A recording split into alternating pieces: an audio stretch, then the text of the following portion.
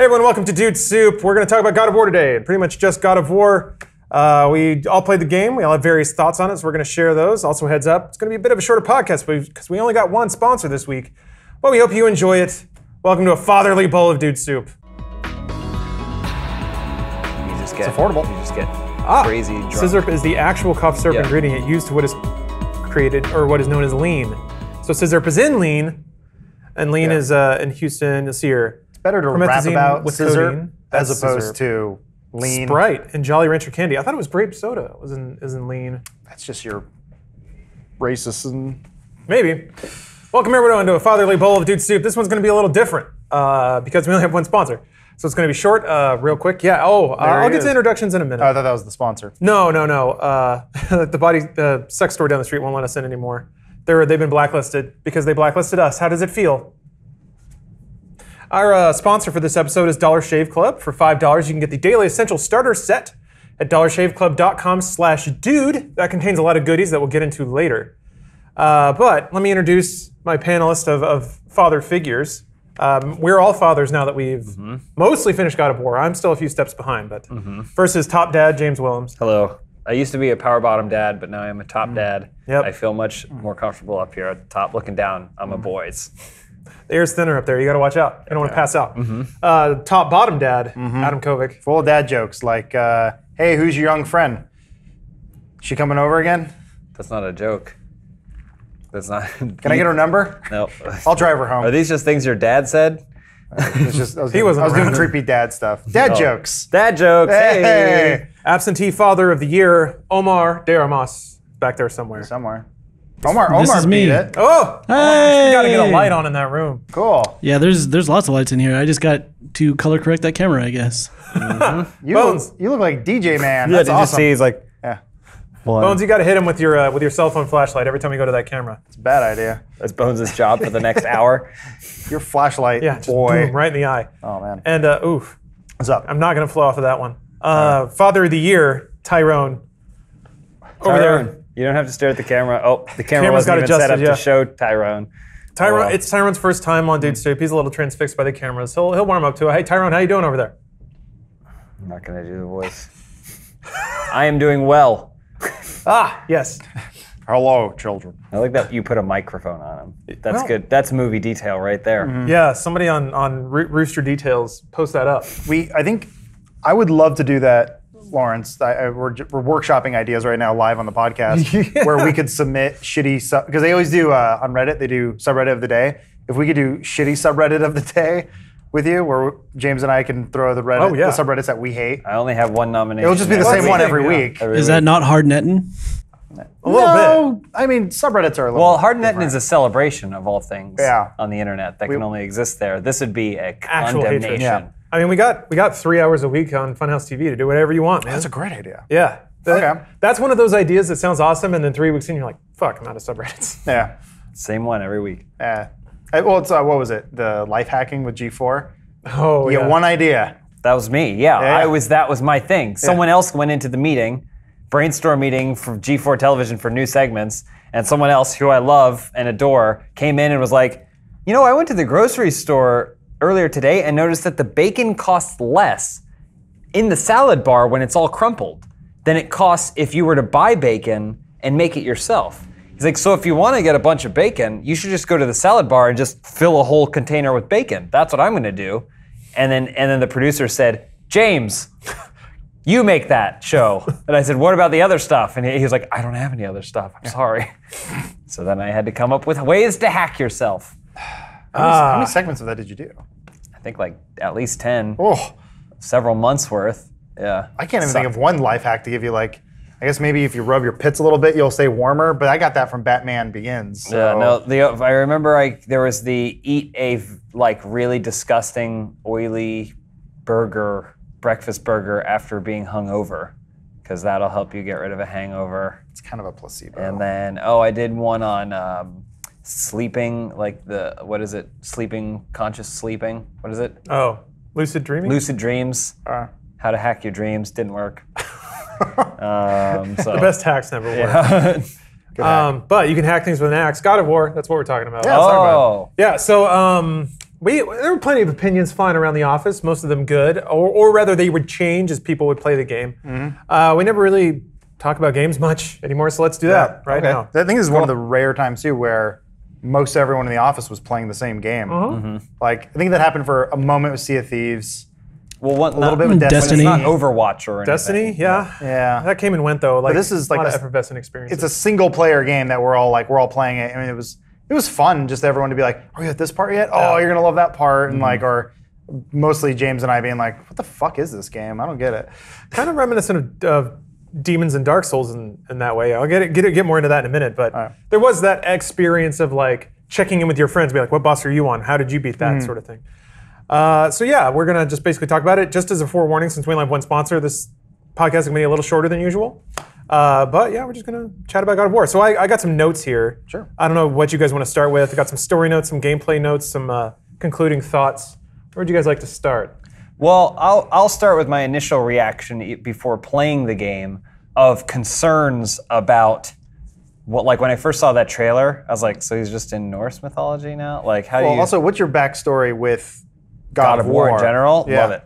Yeah. Love all of them. I never played Ascension because I heard it was bad, but I almost played it anyway, even though I heard it was bad because I love the God of War games so fucking much. Yeah. 1, 2, 3. I went back and then played the remaster of 1 and 2 again, and then I bought the PSP ones when you could play them on a regular PlayStation. They were like, Oh yeah, they up-res. did the re-release. Yeah. I did those. Did they play like normal? Yeah. Okay. Yeah, I mean, you just use the controller. Ah, that's nice. Yeah, I was a huge fan of God of War. Glad it took a break though, because it was really starting to churn them out. But I was very excited for a new one, though I was very concerned about the fact that it looked like someone just saw that Last of Us was popular and thought that the reason that game succeeded was because there was a kid. You know?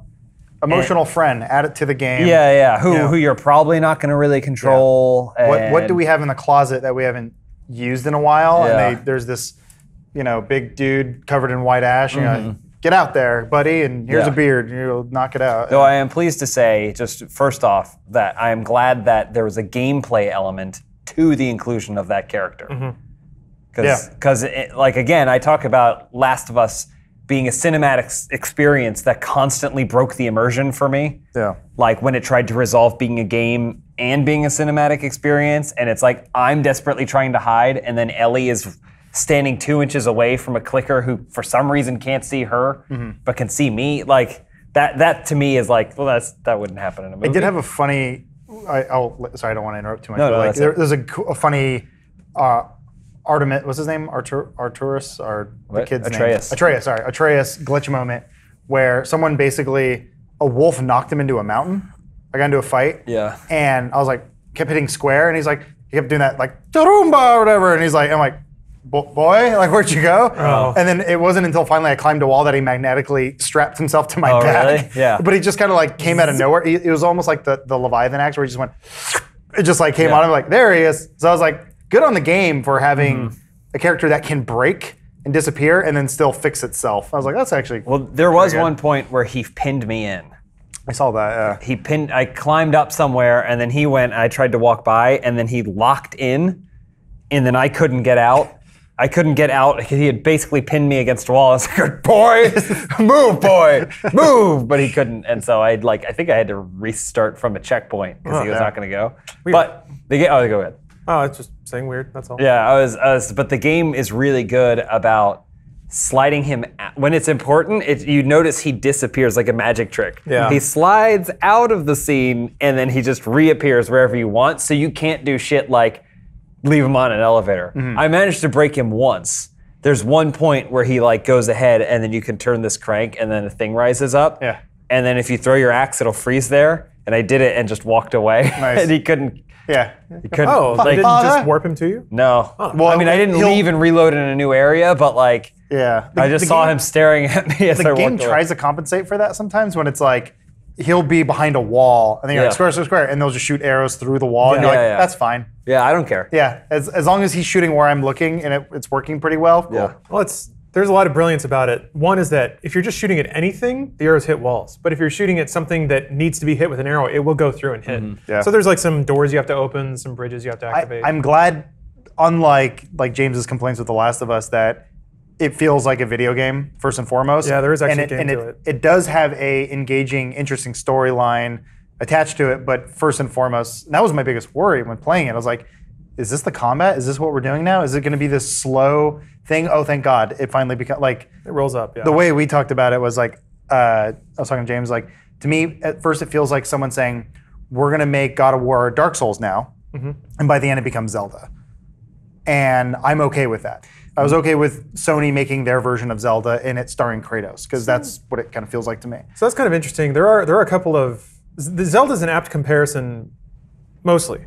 I think so. Zelda's weird. Maybe it's like their Darksiders. Yeah, Well, Darksiders yeah, I is mean, much it's like- closer. But Darksiders was clearly influenced by Zelda. Like Castlevania-esque. yeah, exactly. It has Yeah. that very Metroidvania feel to it towards the end. Yeah. So my experience with God of War is kind of interesting, just as a series. I loved 1 to death. I thought it like acknowledged Greek mythology in a cool way. It basically was a Greek mythos, in that it was hyper violent, had moments of like human drama that were just barely accessible enough.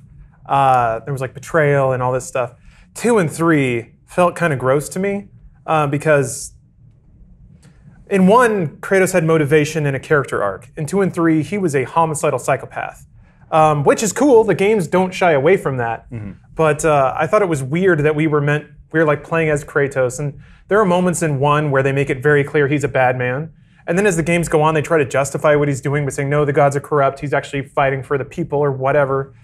So I thought, at least as far as the story's concerned. I guess that's why I thought those were good though, because like 2 and 3, I thought they went, yeah, no, he's a bad guy. You're playing as the bad guy, and I was like, yeah, finally we get to play as the villain. Like I never saw Kratos as a good guy. Yeah. I meant saw to. him as a tool to do game stuff. Yeah. Like, like you play Grand Theft Auto 3, and you're like, oh, I'm like, it doesn't matter. Like he gets shot at the beginning, but then they're all like, oh, I'm going to steal an ambulance and blow up people with rockets. Like, because they were like, listen, we just need to give you enough motivation to go play the game. So like, but if 2 and 3 were really trying to like tell an emotional story experience, which it kind of does, it wavers in and out of it, right? Because the story, 2 and 3 is like Empire and Return of the Jedi, where like 2 ends and 3 picks up right immediately there, and so like it's like a bigger thing than God of War 1, which is its own story. So I get that, but to me it didn't bother me playing it because it's a video game though. Yeah. I'm supposed to be the one doing cool shit. Right. Someone saw it and went, this is a good template for a video game because we have a large list of characters that we can use as bosses, and it will all build up to you fighting the god of gods, Zeus, and it's like, cool, okay, smart. That's right. And the only way you can justify killing gods is to be a bad guy, right? Probably. I guess unless you're like Lawrence is right though. They do make a thing where Zeus is like, don't you understand? People are so bad at being people that they need gods like me to like tell them what to do. And Kratos is like, no, they need to be free. But it's like after he's murdered thousands of people. He's like, people didn't need to kill. Free to choose who they want to murder, like me. You know? There was a weird difference. Like in God of War 1, Kratos would kill people when they got in his way, but he didn't go out of his way to murder people. In 2 and 3, he killed anyone if they were there. Because 2, they, for whatever reason, they went, you'll be the new God of War, and he's like, ah! They're like, okay, feral creature, here's better weapons and here's armor. And then in the beginning of 2, he's like, he is just a god, just killing everything. Like, dude, you're taking this God of War thing a little far. And they're like, you put him in charge, idiots. So that leads up to one of the story points I had, which is, I initially thought it was very weird that they made this Kratos, the Kratos from other Gods of Wars. It seemed like super superficial at the beginning. There are a couple of pretty cool sequences. Spoilers, apologies if you haven't gotten this far, but when he like gets his blades back, there's a whole thing about him making a point to not be that Kratos anymore from God of War 2 and 3. I thought that was really cool, especially when Atreus starts manifesting some of those traits. And there was also a neat sequence where they like have a reference to God of War 3. They show like the ghostly reenactment of Kratos beating Zeus, and it even goes into first person like it did in God of War 3. I thought that stuff was super cool. But in the end, I felt like it was just kind of a neat throwback, but not entirely justified. I didn't think that it needed this. I thought this story would have stood on its own if this were a different character named Kratos. You haven't finished it. That's true. No, but I would say I think you may maintain those thoughts Yeah. as you go to the end of the game, because it does do, without spoiling it, it does the kind of thing where it's like, I am justified, and I'm like, there had to be another solution here Yeah. than what you think is the only solution to every problem. Justified in what though? Like, what did you think he got justified? Because like the whole story is based around him just like, we're gonna go do this thing, and then other shit happens. Right. No, but I'm saying like the bigger points towards the end of the game, like there's a specific thing that happens towards the end of the game where it's like, oh no, and then Kratos gets involved and then completely goes far beyond Really? what he needs to do, what this reasonable Kratos, what he's trying to teach his child, to learn from his mistakes, to not be the Kratos from 2 and 3, and even 1, like seeking vengeance in that way. Like, Yeah. he kind of repeatedly does it, and you're says- like, oh, but you understand. It's this constant struggle between being a story, like a cinematic story experience that like gives you catharsis, and you're like, oh, I recognize how these plot points and emotional ups and downs make me feel, and how I identify with the hero, and being a game. So like at a certain point, it chooses to be a game, which is like, we want sequels, yay! Yeah, of course. You know, I'm trying to figure out what moment you're talking about. Is it code. I don't know. would you call it a boss fight? Yeah. Yeah, Okay. Yeah. Yeah. it's weird. Like that whole segment was weird. that whole thing is weird. That whole thing was weird. It feels there's certain I will say, having finished it, finish the story. I'm gonna keep playing it because there's a bunch of shit to do in this game. Surprising This is amount. this game is like a 9 out of 10. Like this game is great. I think I may have enjoyed through the whole way through Breath of the Wild a little bit more, which is weird to compare. I'm only comparing them because of video games, but Sure. like. This game is it's maybe one of the best looking games ever made. The performances are fucking stellar, which as much as I shit on Last of Us, I always said like the game looked good and the performances were like out of this world. And when it is a game, it's truly a game that you're meant to play Yeah. and enjoy. That's just my issue is a weird one because it's one of evolution. So when I first started it, I'm the guy like you, James, where I was like, God of War 3 was the shit. Like I loved everything about it. It's one of my all-time favorite games that I recently downloaded again to start playing again. I made the mistake of playing it while the new God of War 2018 was downloading. Yeah. And I'm like, oh man, so you're immediately on a Titan, you're killing stuff. I immediately remember how to do combos. It's like, God, it's so much fun. And then new God of War starts, and it's just like, it's slow. He has an axe. Light axe, heavy axe. Yeah, and I was like trying to wrap my head around the controls, and he takes up so much of the screen, but it's this weird thing. And I mean, Lawrence already spoiled it. You get the Blades of Chaos later, and I feel like that's when it clicks into video game, where I go, okay, now the game makes so much more sense to me. Like everything started to fall into place, and now I'm like, and now I actually like the axe because it's a weird thing where the good parts of the game are locked behind XP unlocks, which is not bad. I think because you have to earn that and you have to understand how the game plays, how it does play differently, but it still can kind of be played like the old God of War. So like my biggest issue was that it was called God of War, and it didn't feel like God of War, which I totally understand that weird isometric way of playing games doesn't work anymore. But when you're being surrounded by a bunch of enemies, it was nice to see everything. In this game, you just have this kind of light arrow behind you. And until you get the Blades of Chaos, it's just really frustrating.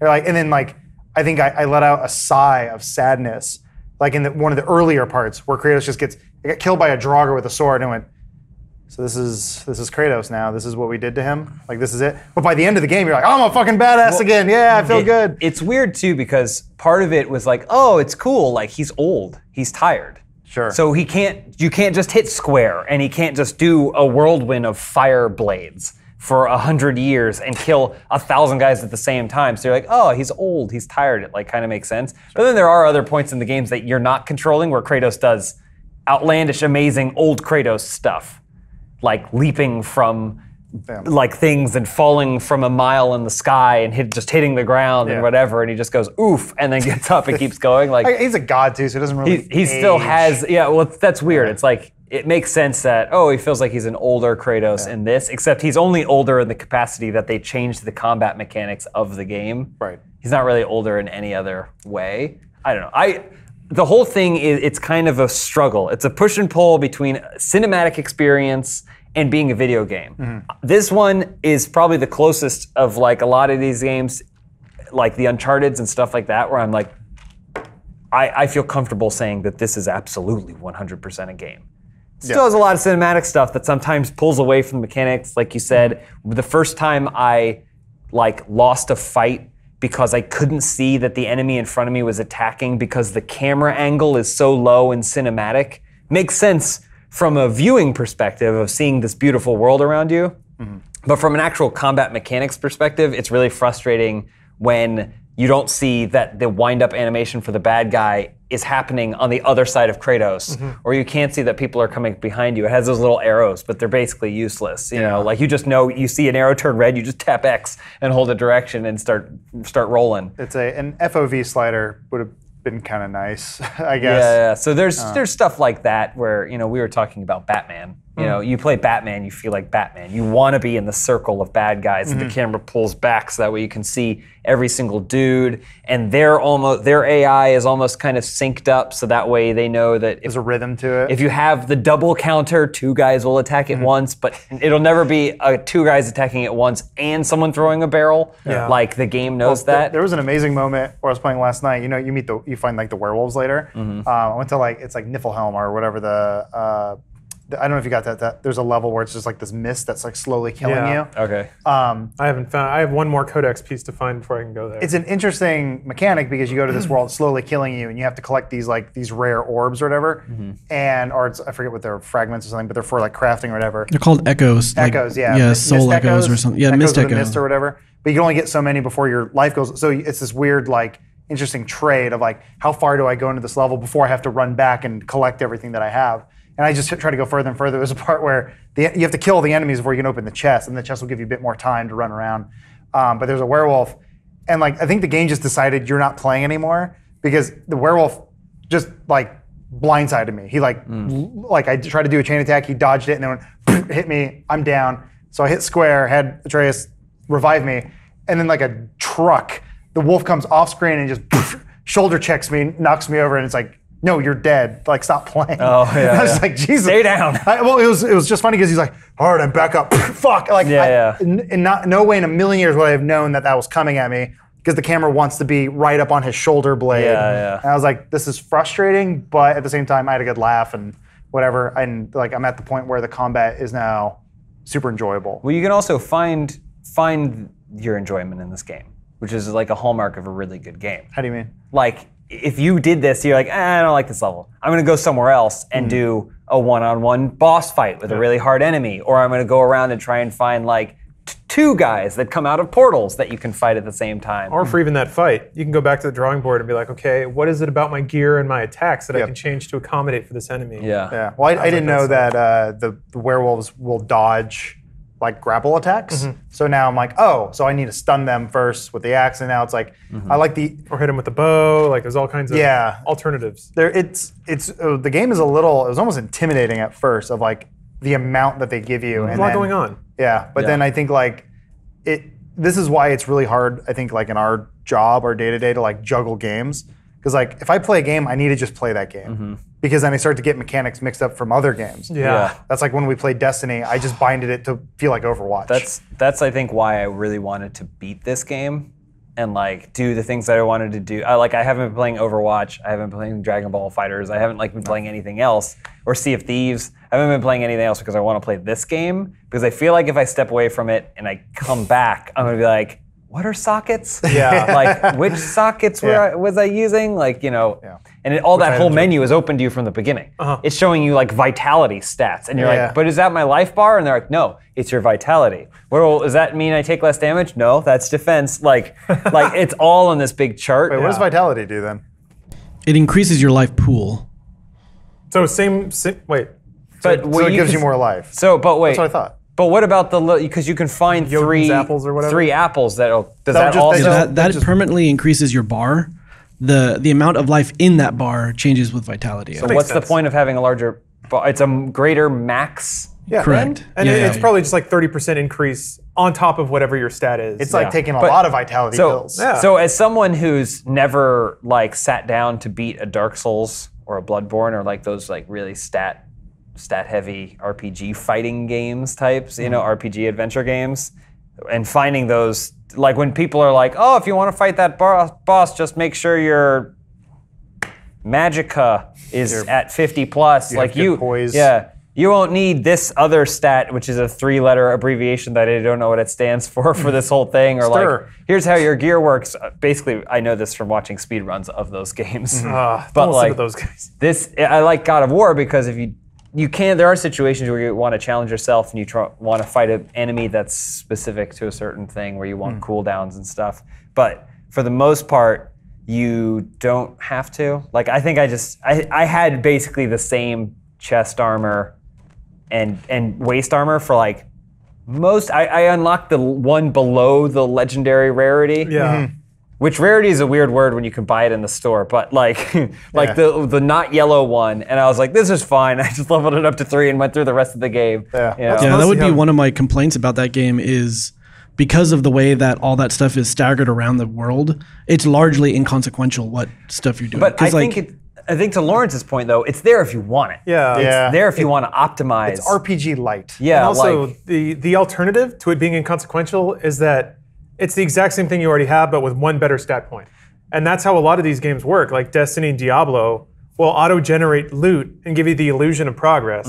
It's like, oh, this one's 135 defense instead of 133. Don't you feel better now? And these are at least, they matter. So if you get gear that specs out for cooldown, but that's not what you want at the moment, But you might find bank like it up. it's actually kind of nice when you find something that's like waist armor or something that's got 3 sockets and you're like, ooh, and then like now you can start using these I'm crazy putting things. this out here too. We should also specify that I don't think any of us are playing it on the hardest difficulty.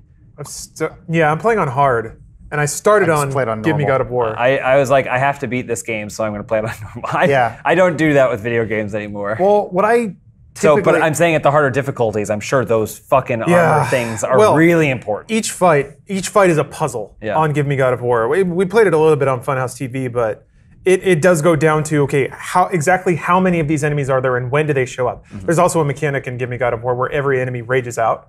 Like if it gets halfway dead, it'll go brah, and then it'll freak out, get all of its life back, and go up in level. fun. So, I mean, it is fun if that's what you want. It's fun for those people, like the people that are waiting Yeah. for the next Bloodborne. I mean, like and they it's- can play God of War. It's better than just know. ratcheting up damage and health, because that's what most games do. It's like, oh, it's your heart. Okay, you take double damage, they take half. I think the base of the game is enough of a standard challenge, and then it ramps up when it needs to, and it does a good job of showing you areas where they're like these characters. I also like that it's not like these characters are level 500. It's like they're level 6, you're level 3. It's attainable. You'll get there, and so then like you could beat them. You can sit there all day and hit them with the axe, and then like try to dodge your attacks, and then they'll give you like some hack silver. Like cool, but the game is basically saying, go out into the world and explore, get stronger, come back here and feel powerful. I love games that do that. Yeah. Those are the best ones where you felt like you were locked out of something, or even, I mean, this goes all the way back to Castlevania, Metroid, or whatever, where it's like I want to go through this door, but I don't know how to deal with it. And then they give you an item, and you go, oh,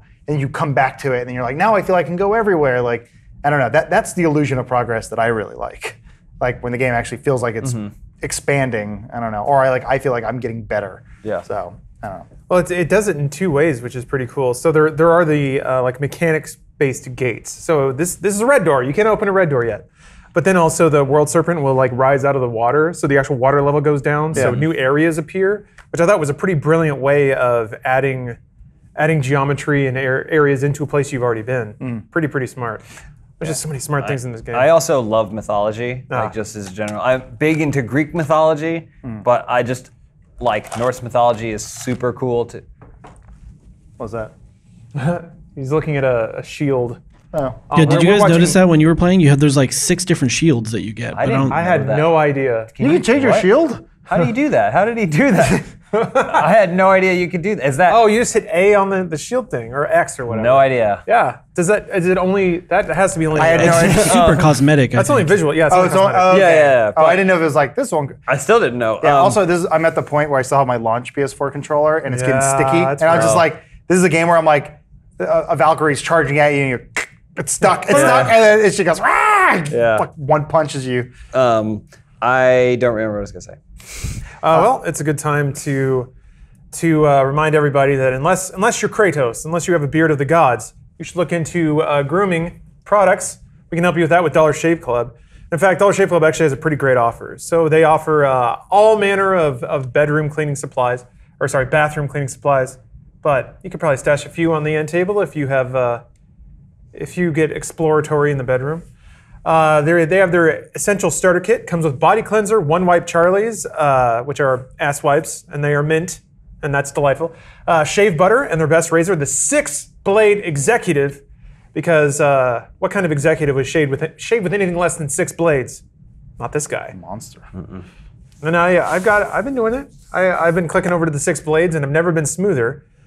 You can get all of that in their starter kit for only $5 at dollarshaveclub.com/dude. And they offer other products too. Shampoo, conditioner, body wash, toothpaste, hair gel, and the previously mentioned ass wipes that'll leave that booty hole tingling like a fresh baby. You can get all that from Dollar Shave Club, all shipped to you on the mail, through the mail, so you don't have to go to a store or go to a... I used to run out of like toothpaste because I'm a slob, and then I would just like go to 7-Eleven and buy whatever they had. Same thing with deodorant.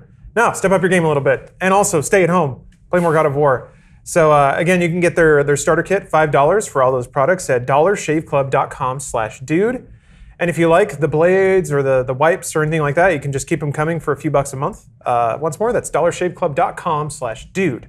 Thank you, Dollar Shave Club, for the tingling booty hole and the smooth face. All right. Okay, so moving on. Let's see here. What else did I have written down? Are you done talking about mechanics? Like, what did you guys think about the camera?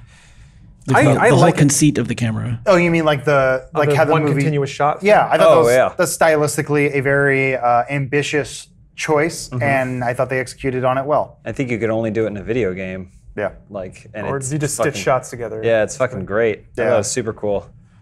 There were never took me out of it. Oh, go ahead. Yeah. There were times where it wasn't additive. Like it was like, oh, this is cool, but it doesn't mean much. But there are other sequences where it's fucking great, or they do really cool things with it, and that's when it's important.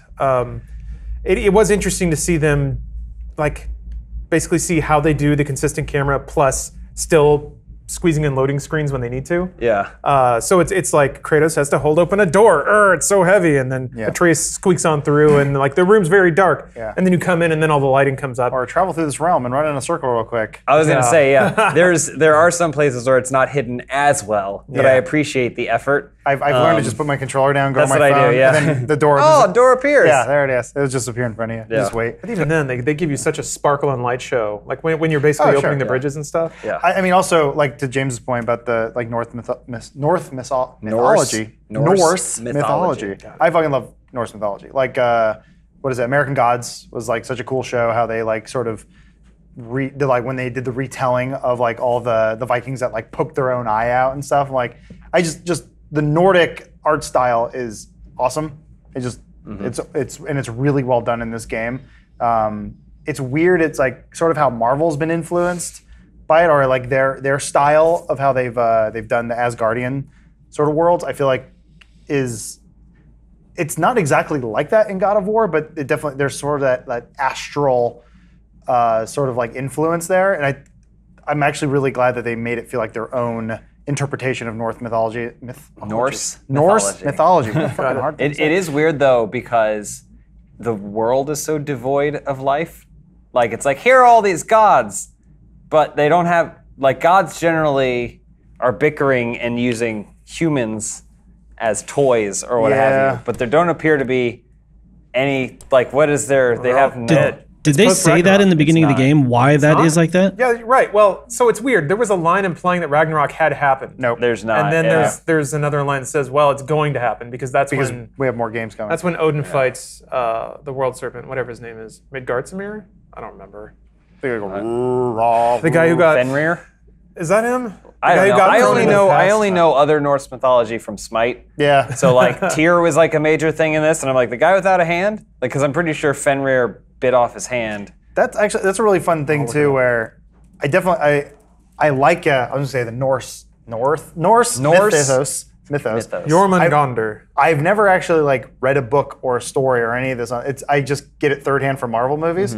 So it's actually been really cool sitting in the boat having this head telling you. Like, it's kind of cool that that's the game's radio. Yeah, Mimir is an interesting story delivery vehicle. Yeah, that was cool. That's largely also what they use to fill loading screens. I loved it. When you get on the boat and to be like, tell me more about that thing that we didn't have time to finish talking about because you went immediately to the next location. I was like, oh, that's great. It's funny when he'll start, and that's actually a really interesting mechanic that they've built into the game, where he will start and stop his story based on when you get on and off a boat. You do that in Uncharted too. You'd be like in the car with, I already losing their names, but in Lost Legacy they did the same thing. Okay, yeah, I like that idea where as soon as you pull the trigger, it goes, but that's a story for another time. And you're like, oh, cool. And then you get back into it, it goes, what were we talking about? And then he'll pick it up at a random part where he was telling us like, that, whatever algorithm they're using to make that work is impressive.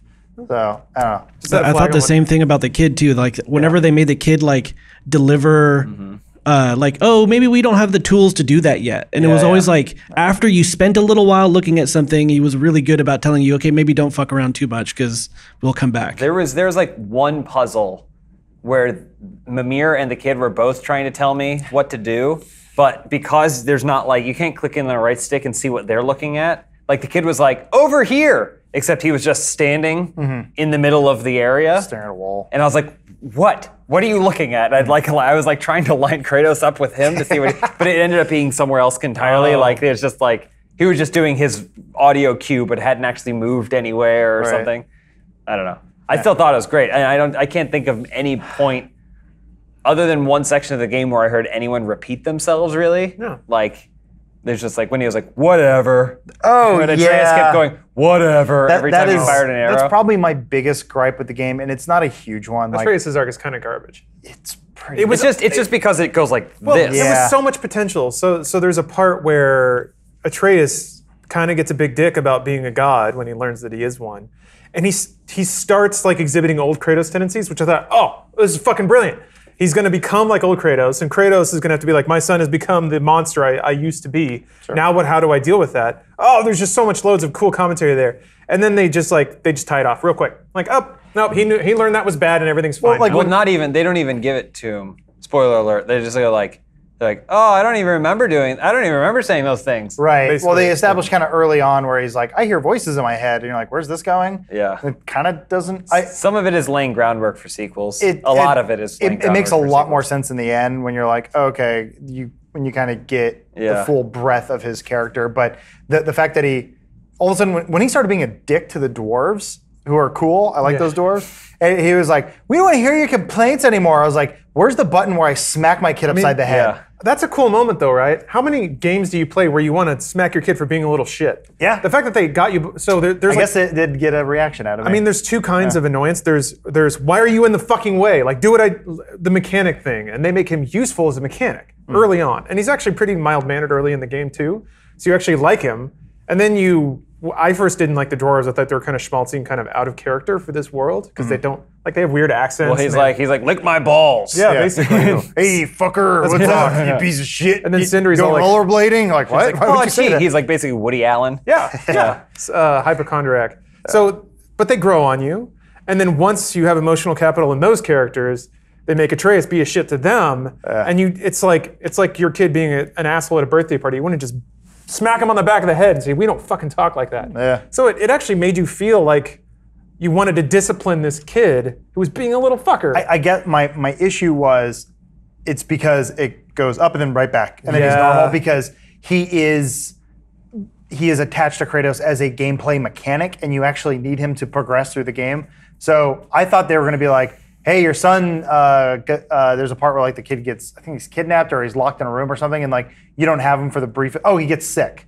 That's the part so you don't have him. And I was like, I thought one of the doors was like, I got this, Kratos, and he takes up the bow and arrow and be like, I'll hit square for you, and then you're like, cool, okay, at least I still have a bow and arrow to walk around with. Again, I think it's resolving cinema storytelling versus gameplay. Yeah. So some of those, the jagged arcs with Atreus, I think have to do with the fact, if you notice, right before it happens, they go, So what should we do? Should we go explore over here and try and find new things, or just keep going and just go straight into the story? Because if we do that, we're gonna be going straight into the story. Yeah. And like they have lines that cue you into that. And I think that's like, if you had gone somewhere and you had other experiences, it may have feel like a slower build for his character, or completely breaking it. So like, if you go to Muspelheim or the fog place, anyway. Niflheim. Niflheim, yeah.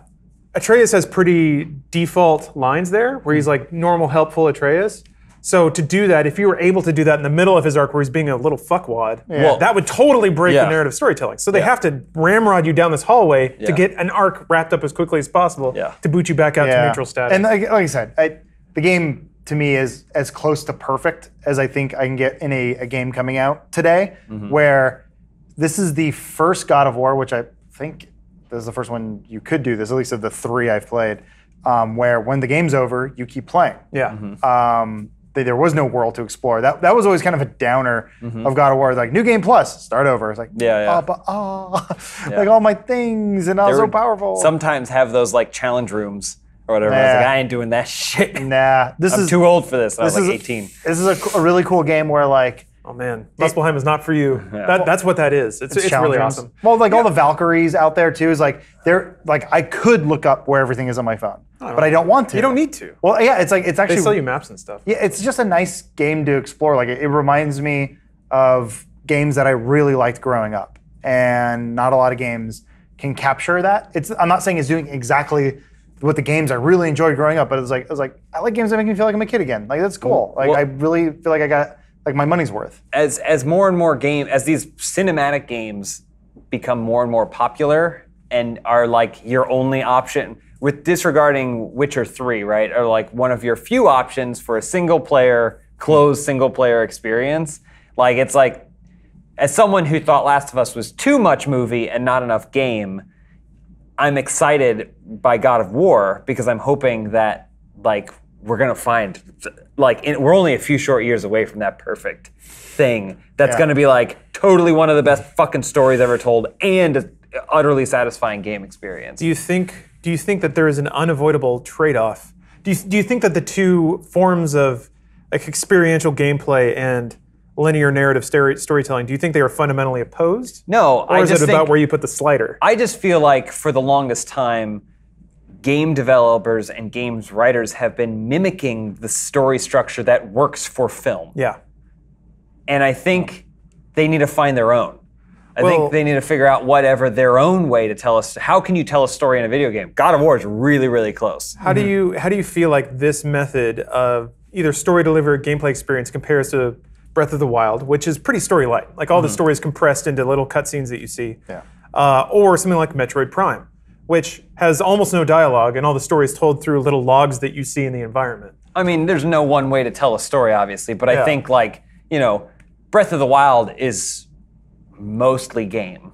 I don't think people were completely impressed with someone's arc in that. Zelda is basically gone the whole time, and Link doesn't really change. He set forth on a mission and then completes the mission unobstructed. Like Link and Samus and like Master Chief to another level, those are like vessel characters. Yeah. Where these are empty shells that you inhabit. Kratos is not a vessel character. He has an agenda. Yeah. Like if you were to, and I'm not saying anyone should do this, but if you were to adapt a video game into a movie, anytime people talk about a Master Chief movie or anything, I'm like, what are you doing? Like, or like a Zelda movie, or they announced like the Zelda TV show or something like that, and I was like, Link is nothing. He's literally nothing. Yeah. He's not supposed to because it's a video game, and that's why it works. Or like they tried giving Samus a backstory in that one Metroid game, and like Other M. Yeah, and like apparently that didn't go over really well. Yeah. I just like sometimes some characters are better just being nothing because that's I don't need Doom Guy's backstory. But I am Doom Guy. But that's the more you do that, I think Yeah. the more you shift towards game. But if there was some sort of game out there where, depending on what mechanic, what emotional state your character is playing to in the story affect the gameplay, right? Like this is a dream. I don't expect developers to know how to do this or someone to have the genius to be able to write it out on a page or figure it out. But something where it's like one-to-one. So the narrative experience and the emotional experience of the game is tied to how it's played. Yeah. Like the closest I could come to is Catherine. Catherine, Silent Hill Shattered Memories did some stuff like that.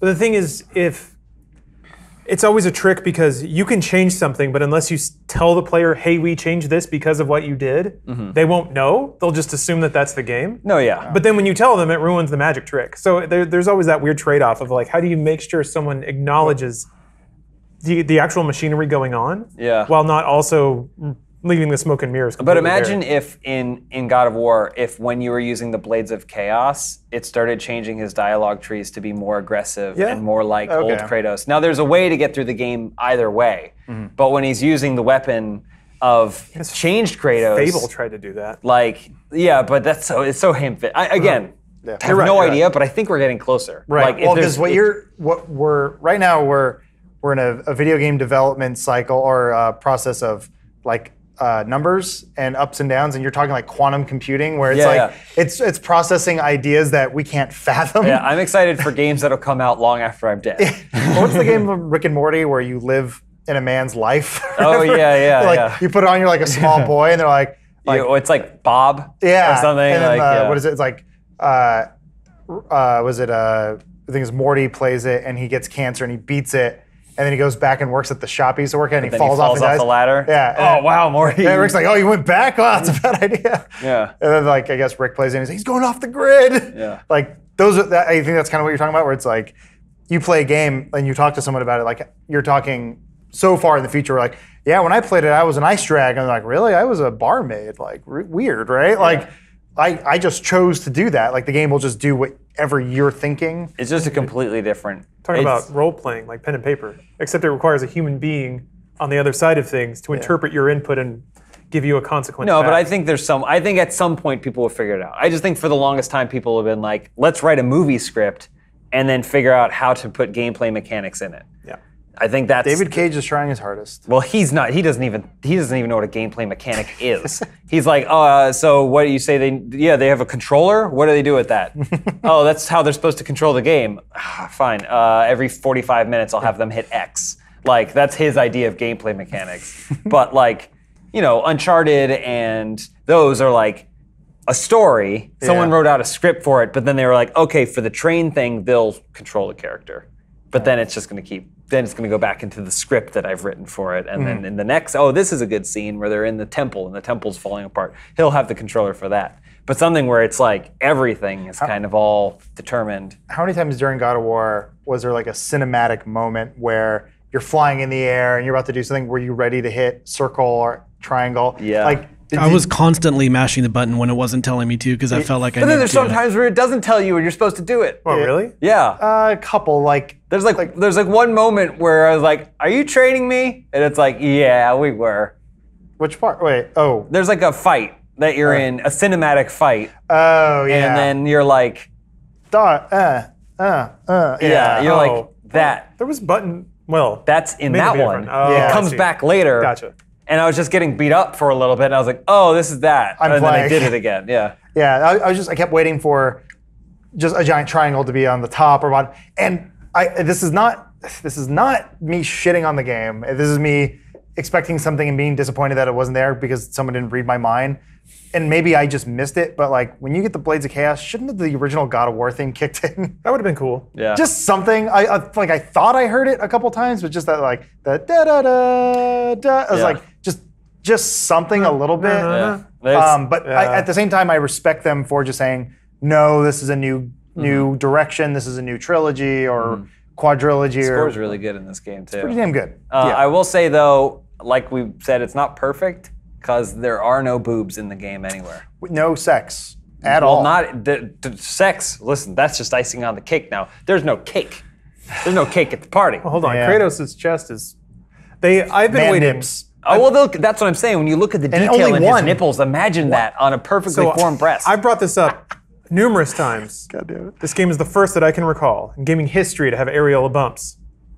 They're in there. They are. They're in there. definitely in there, which is why it's so disappointing to think about a game engine like this not creating the perfect breast. Well, this may be an David Icarus Cage got all situation. excited. You're familiar with Gulliver's Travels. Yeah. So when he's tiny and he goes to the land of giant women, basically, and in the book was weird. So apparently, like, since he was tiny, all the ladies thought he was super cute, and they would just like smash him into their titties. And he was like, awesome! Ah! So when he got up to it, there were like hairs and moles and weird pockmarks, and this was all described in the book. Weird book. But it was just like horror for this poor man to be smashed into a giant, disgusting titty. Everyone said HD was going to ruin pornography. Didn't. I don't care if I can guess see the you're crease right. of that I need a penis. 4K PS4 Pro Yeah, to I make mean, it 60 perfect. FPS porn is a little Well, weird, though. I mean, they definitely leave the game at a point where, like, either there's gonna be some awesome DLC, yeah. or they're gonna just jump right into a sequel. Hero of Nirn has a good point. His wife did just die. No, I'm not saying he But had to there could still bang be tits. anything. I'm just saying maybe Freya's like, oh, excuse me, the spell only works when my tits are out. And Yeah. then she does it, and he's like, oh. Well, so that actually hits Oh, on. boy. So I love titties, don't get me wrong, but that hits on one of the things I'm glad they didn't do, because to me, God of War 2 and 3 were just like 13-year-old dude wank fest. I know, they were. Doesn't Yeah. make them I know. bad. I'm joking. But I noticed it. No. And I like, to that point, if they are trying to mature Kratos, which is like, this is all like cringy stuff that I would be killing myself in a meeting, or if like, God of War planning day one, they're like, guys, Kratos is so immature. Let's mature him. He's gonna have a kid. I'd be like, Yeah. tying it, like, Yeah. you ruined him. But they executed on it really well here, where he is just. It's one of those moments where like silence works so much better for a character, where he's just all grunts. Where it's like, yeah, if he talked too much, it would probably ruin it. If he sat there and went, oh, I've had a hard, troubled life, and I'm trying to go. It's like, oh, shut up. Just be quiet and gruff and be a menace. Yeah. Parcel Moose says, during E3, James complained about Kratos' muscle size. Was the game still playable despite this? Yeah, I mean, I don't recall. Maybe E3 didn't showcase it as much, but he looks like he may have been thicker in this jacked, game, right? yeah, more jacked in this game than the initial trailers may have let on. So Because he was like cut. It's funny. So movies certainly, and the actors in movies represent body types as tastes change over time. I think video game characters do as well, because Kratos was pretty cut back in the day. but, Now he's huge. I mean, Kratos. Yeah, this one, I don't know if you can push in on this. Adam found an inverse kinematics. Kratos' shoulder getting popped around. Let me and just here. snapped. I'll send it to you, Lawrence. Yeah. Kratos was, basically made out of 4 polygons, though. So like, Yeah, there's Kim was always super far it's away hard from for him, him too. to be super ripped, but There's some impressive like stretching ability, like on his arm and stuff, where it's like. But I just sent Lawrence this video. Hopefully he can pull it up. How but did it's you like send that to me? I was noticing, if you get really close to the camera and you keep putting your weapons back and forth, you can just see how detached his body parts are. Yeah, Where yeah. his head is like a chicken; it just stays there. Yeah. But then his whole skeleton just moves really weird. What did you use to send that to Google me? Photos. Oh, okay. Oh wait, should I have sent it? I guess I can Chromecast it. You can't. That's not. Okay. Well, I might have to go in the post show. I'm sorry. There it is. Oh, I got it? That was also to the other Google account. Oh, sorry. all right. Google's really awesome, where it just merges everyone you know into one thing. It's everything. Yeah. Come on, little guy. But yeah, this happened in your game. Yeah. Oh, this is him grabbing his, It's like, looks like his head's on backwards. Yeah, right? It's like it snapped around. Well, he's got to reach back there and grab those blades. I was got great noticing, I'm depth. like, when it does that, he just looks like a weird kind of skinny man. Yeah. How do you always manage to find this bullshit? He just mashed his button. I play games weird. I often will play a game and go, the game's like, come this way. This is what the story progresses. I'm like, I'm going to walk backwards. That's why I thought Ready Player One was bullshit. And I was Gotten like, that first egg right yeah. away. And I don't pretend to think I'm special in any way. Everyone does that. There's somebody who goes, I'm going to break this. Yeah. Like that's what people want to do. They want to break, fun things. So and ruin it for everyone else. So sorry. You're making it better. I don't know. find I that don't know if I have different any lasting or final thoughts. Did we miss anything, Omar? I don't know. I feel like we gushed over God of War pretty much. Yeah, I mean, I the only thing that I would add to it is I think this game is fucking phenomenal. I don't know if you guys seemed like you were soured on it by the end, or is that just like you're No.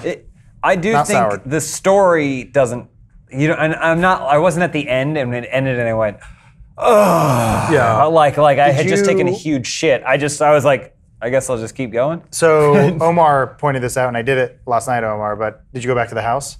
No, I like basically the game ended and then I went do and that. then just kind of walked around, and then I fucked around in photo mode, and then I turned it off because it was like almost midnight. They do a thing where they're like, go back home, Yeah, and then there's like, it's like a post-credit scene basically, and then you go, okay, like I'm excited again. But yeah, I just thought like, I was always so used, so the climax of God of War 3 is you in first person punching Zeus's face in until your screen is covered with blood, and he looks out to the horizon and the world is just flooded. Like the world has ended, you know, like it's this really cool moment.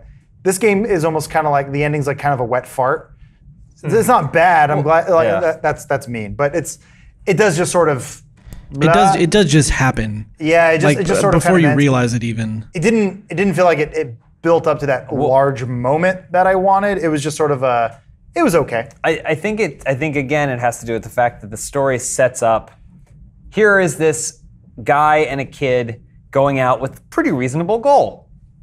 Take a thing to a mountain, right? And then obviously stuff happens and gets in the way.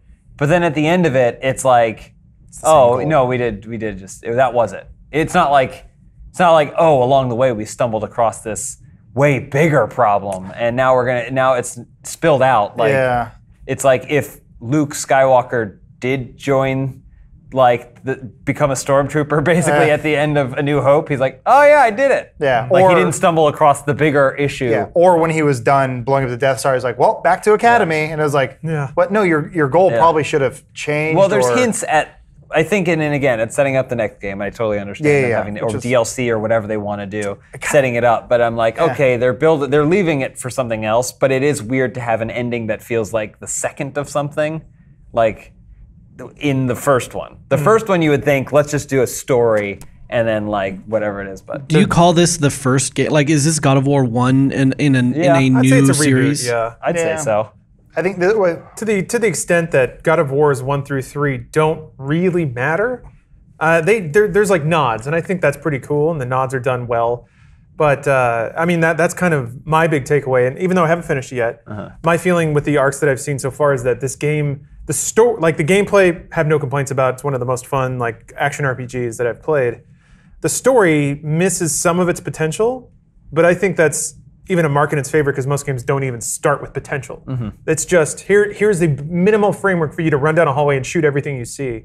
This at least has notes that really made me perk up and be like, wow, they're really hitting on some cool stuff here. And then they just kind of back away from it quickly. I was like, oh, that's a bummer, but at least that cool stuff was there. I think God of the original trilogy benefited. When you pick mythology, when you pick the stories that humanity has already determined are worth telling for about 2,000 years, you know, like, there's good material there. Like there's something that's inherent to the human condition that's good material there. So I think you start there and you're like, I'm interested in those things. But the game I don't know if explores them as much as I would have loved it to. They definitely don't blow their wad either. In the first one. I mean, there's even parts of the game that they show you that are locked out, which makes me think either it's DLC or the sequel will be DLC or something like that, because you go to the Bifrost and they show Asgard and like, Odin has locked you out, it's like there's a lot of gods that you know of from Norse mythology I definitely know from the award-winning game Smite. They even reference other mythology. Like they explicitly in the game, there's like one of those fold-out rune things where they're like, tier will explore different. They went to Egypt. And there's even like the Omega symbol is on that thing too. So they're like, oh, there's lots of gods around. So clearly they're gonna start wrapping in a bunch of other mythology. Yeah, I was just kind of hoping that. Man, Egyptian mythology. I guess ideally it'd be nice, and this sounds like blasphemy, that it'd be nice to get away from Kratos. Like I felt like his story was told, and it's sort of done. And even after this, it's like, I think he could be done. He doesn't have to keep like. Well, I feel like this isn't really Kratos anymore, in the sense that like with mythology, you get to reboot characters or say, no, it's a reincarnation, or he traveled through time, he lost his memory. It is sort of a forget all that. Yeah, but I mean, like he still has the scar on his stomach. Yeah, that's so weird, right? They went out of their way to make sure you know it is. No, it's straight up that Kratos. Wait, don't get me wrong. I think that is a fucking baller concept where there's a Greek god who destroyed his world and has moved on, and now other gods are sort of following him, or like I think that's a really cool idea. Fish out of water, God out of water, I guess. And I was like, wow, what a neat concept. Like I'm all about that. I guess. I hate that we have to fall back on nostalgia and be like, oh, I know of Kratos. Like, I almost wish it was its own thing. Yeah. And like they could have maybe alluded to Kratos or like he's a character in this world, but like it would have been kind of cool to just make something somewhat new and sure call it God of War. I don't care, but I feel more for him as a character though than I ever did. Like, and so, but my concern is the flip side of that is the Walking Dead Telltale games. I stopped playing because I was like, I can't put Clementine through any more of this. Like, I cannot. Like, I played the second season because I just want to make sure she was okay, and then after that, I was like, nope, she's fine. If I play it again, she's gonna have to deal with more shit, and I'm not gonna do that to her because I care too much about her. I'm just wondering if there's enough for a 3-story arc, a 3-game arc for Kratos to do again, where it doesn't end with him just dying. Yeah. Well, he quote unquote died at the end of 3, sort of. Yeah. I mean, he can be reborn again. Gods can do that. Yeah, the rules don't apply. Okay, here we go. Exterior day. Kratos washes up on shore, wakes up, and then a hand comes down and says, "Can I help you, my son?" Oh my gosh. And then there's just like a T. Like, oh Jesus. yeah. Oh, okay. What would you think I was saying? His actual dad Zeus. Oh no, no, like The original Jesus, by the way. how cool would it be if, as Kratos, you get to be like one of the disciples or whatever? Oh, like, yeah. Jesus. And you're like, He's just in all the pantheons somewhere. yeah. Bashing it Judas, up. Judas is like, I have an idea, and he's like, don't do it. Yeah. You gotta fight Judas. So this reminds me of one of the interesting. You guys talked about like Kratos being old and different, but in this scene specifically, he like fucking regenerates himself. Yeah. I think that he throughout the game, whenever Atreus is around, he doesn't do this shit. So I think that most of it is him like consciously suppressing his own god power, so he doesn't show Atreus Yeah. what he can do. I mean, Yeah. that's like a pipital point of the story too, is where he like doesn't want Atreus to know that he's part gone. Yeah, but And then then it when he happens figures it anyway. out, that doesn't really excuse how he's still like suppressing that stuff. Anyway, I don't know. I think that the developers thought about that stuff and that it is justified, provided you take it all with a bit of a dash of salt. I thought that was gonna be a gameplay mechanic where you would have health regeneration between fights. I thought it was like after the fight's over, your Yeah, health goes I did back it was up. health regeneration because I only used that one Yeah, you enchantment. specced out for health. Didn't you? All I did was have the one enchantment that let you just slam your shield and then gain health back. Level it up all the way through. It was great. I would just stand in one area Yeah. for like, if I needed to and I knew there was another fight, I'd just stand in one area for like 10 minutes, Oh. cool down and go, boop. There's a better one that makes like a circle around you, and you heal in that circle, Whoa. and you take less damage, and your attacks don't get interrupted. But it's kind of cool because it slowly shrinks like a PUBG map. That's cool. As like the Valkyrie fights have been pretty cool, where you like kind of trick them into coming into your zone, and they go yeah, and then like you're like you can't hurt me. I do that with my awesome. Patronus. I do electro Elk. deer. Yeah. I haven't found that. I don't know where that I think I is. just bought it Oh shit. or something. Okay. But Did yeah, you guys like, find the one where the squirrel digs up health for you and then yells at you about using it? No. What's it? Ratataskar is his name? Is What? it Ratatasker? Squirrel of the Tree of Life? Yggdrasil? Smite. All Thanks Smite. for Smite. Is all we know. We just know. I think his name is Ratataskar or Yeah, something. he's the squirrel for the Tree of Life. Telling you, Yggdrasil. the God of War dev team played Smite and said we can make this into a game. They stole all this shit from Smite. They stole it. Anyway, Yeah. that's it. All right. game. Yeah, let's wrap it up there. No hard nutting this week. Because we talked about video games. So whatever, we'll mix it up sometimes. I don't know. I'll be back next week, just like we will be. Thank you for listening to our thoughts about God of War. It's a seriously awesome game. If maybe if you can borrow a PlayStation 4 from someone, maybe if you have a sibling that has one, maybe frame them for robbery or get them to fail a semester or something so they get grounded. You swipe that, you're sitting pretty. Yeah, really recommend playing it. Are Super we fun back game. next week? Huh? Wait, yes, we are. We're back every week, man. This show, I'm not allowed to take a week off. Are you kidding me? Yeah, I'm out. I'm out too. Yeah, Yeah. We're all going to be out. It's going to be you'll pre-recorded. be here. You'll hold down the fort. Yeah. No, I fly earlier. Wait, no, not for that one. Yeah, I know we're doing a thing Yeah. coming up. We're doing Anyway, a thing. we're doing yeah. a thing. Sorry, yeah. no Cyberwatch either. Won't be live next week. Yeah, probably not. And we got E3 coming up, so Yup, that's We going to got- be fun. We got a busy couple Month. weeks coming up. Yeah, Season. We got a whole season that's busy. Speaking of a few quick plugs here, yeah, we got our Drunk E3 coming up, June something. I should have linked this so I wouldn't have to do this now. Well, anyway, look forward to that. There's a post. Oh yeah, you did a great gonna post. wait Yeah, to dig it out. Little calendar. But yeah, that's it's got all the times on it. I really should get a short URL for it. Put on subreddit somewhere. Anyway, yeah, whenever E3 is happening, the presentations will be doing our usual games journalism coverage. So we'll be taking a lot of shots and screaming. So we hope you join us for that. And then we also have a show, Bored as Hell, which is going up on YouTube. But if you want to watch it a week early, you should get a first membership because every Friday one goes up on YouTube. But the next one is already available on roosterteeth.com. So let's see here. This week on our YouTube channel was Cargo Noir, correct? Yeah, Pretty sure. It went up on Friday. Yeah. Cargo Noir. And then the one that's already up on Rooster Teeth. Codenames. Codenames. Oh, that was fun. Yeah, it involves a lot of talk about sniping people out of a hotel window, which in retrospect may have been a little topical. It's always going to be topical. Yeah, Yeah, I was gonna right? say, when can It's it not America, be? man. When is Yeah. somebody not getting shot in, around, or on something in this physical world? I can't plan for that. I'm sorry. It's a card game. Anyway. Yeah, can't be mad at us. That's the rule. Yeah. But yeah, thanks for watching or listening, whatever you did. Hope you come back next week, and we'll see you then. Bye, everybody. Thank you. Bye. How often are you listening to Scissor It's been a Sisters? while. I Yeah. don't know if they put out any new stuff, but no, like that song "Return to Oz" is awesome. I mean, I didn't say their songs were bad. I'm just The saying music's really you good. don't Comfortably know, Numb remix You is don't good, know too. them Yeah. very well. I do, and I was into them at this time, and I was into Halo, and I went, "What the fuck?" But you were at the center of very